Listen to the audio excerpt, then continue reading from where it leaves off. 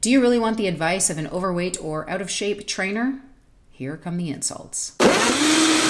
Sure, they may know training, but what do they know about sitting behind a desk for 10 or 12 or 20 hours a day? I don't know about you, but I tire of trainers just telling you to get to the gym, especially when they're fat.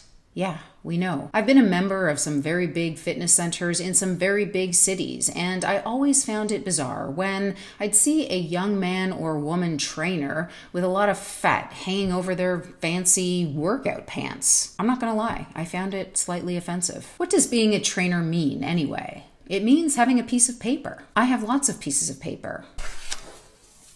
I'm not that smart. But what I am good at is actually getting results for people and getting them to think about fitness and health in a very different way, a way that addresses long-term health and true inner and outer health that frankly makes them look better.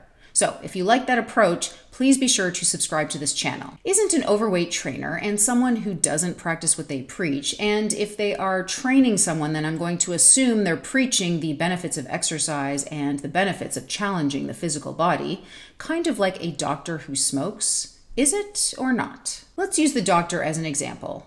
Doctors are trained not to keep us well, but to prescribe medications.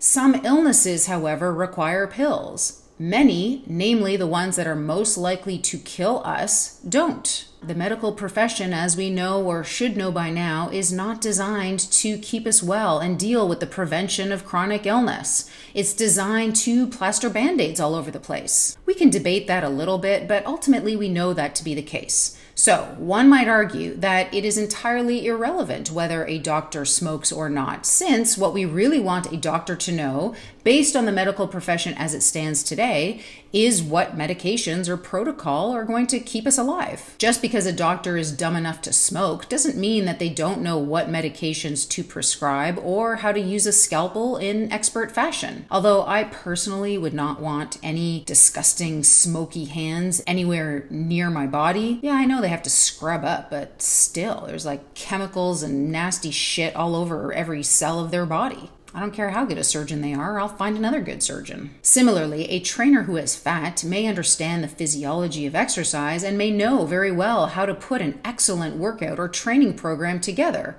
A coach who has never won an Olympic medal can train an athlete to Olympic gold. It happens frequently. As someone who has been passed many a time by overweight people during races, I understand that weight is merely one component of strength and power. Although people don't work out solely for weight loss, they do work out for overall better general health, or to prevent or avoid injury, or to tone and strengthen muscle, and also for better weight maintenance in either direction, whether it's to keep weight on or to lose weight. So if your trainer can't take their own advice or struggles, will they be able to help you? Especially when you have a lot of them to choose from? That's the question that you need to ask. So don't necessarily write someone off, but it is a question that is worth asking. If it was me, I would ask outright, I notice that you're overweight.